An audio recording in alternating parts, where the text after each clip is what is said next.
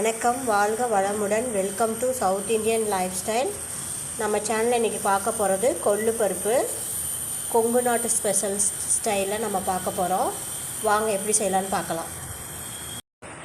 கொள்ளு பருப்பு 200 கிராம் எடுத்துருக்கேன். இதை நல்லா கழிஞ்சிட்டு அரைச்சி எடுத்துக்கலாம். பாருங்கள், இந்த மாதிரி நிறைய டஸ்டெல்லாம் இருக்கும். இதை நல்லா அரைச்சி போட்டுக்கலாம்.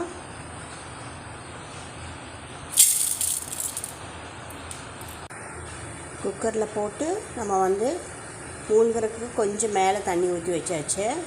இப்போ இதை ஒரு 4 விசில் எடுத்துக்கலாம். 4 விசில் விட்டு எடுத்தாச்சு.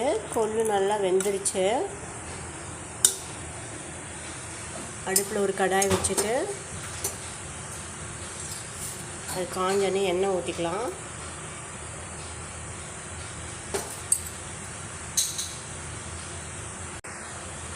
எண்ணெய் காஞ்சனையும் சீரகம் 1 ஸ்பூன், வர கொத்தமல்லி 1 ஸ்பூன் நல்லா பொரியட்டும். இப்போ கொஞ்சம் சின்ன வெங்காயம், 4 பச்சை மிளகா, கொஞ்சம் கருவேப்பிலை, ஒரு 5-6 பூண்டு போட்டு நல்லா வதக்கிக்கலாம். கொஞ்சம் பெருங்காயத்தூள்,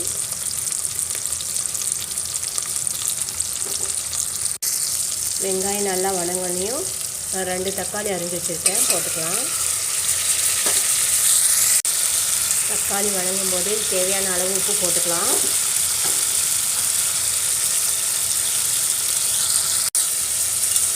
இப்போ வேக வச்ச கொள்ளு இதுக்குள்ள ஊற்றிடலாம்.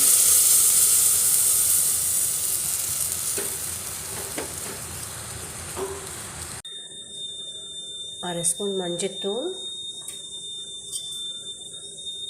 கொஞ்சம் புளி.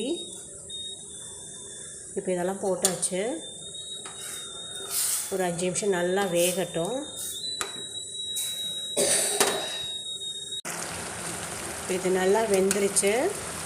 அடுப்பு ஆஃப் பண்ணிவிட்டு ஆற விட்டுடலாம்.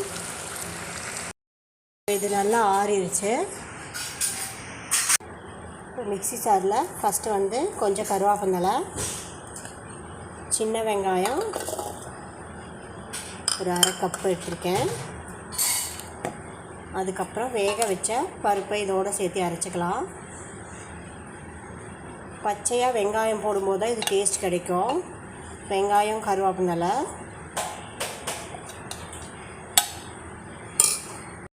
இப்போ நம்ம மிக்சியில் போட்டு அரைச்சி எடுத்தாச்சு. கொள்ளு பருப்பு ரெடி ஆயிடுச்சு. இது ரொம்ப டேஸ்ட்டாக இருக்கும். இதே மாதிரி நீங்கள் வீட்டில் ட்ரை பண்ணி பாருங்கள். பிடிச்சிருந்தா சப்ஸ்கிரைப் பண்ணுங்கள். தேங்க்யூ.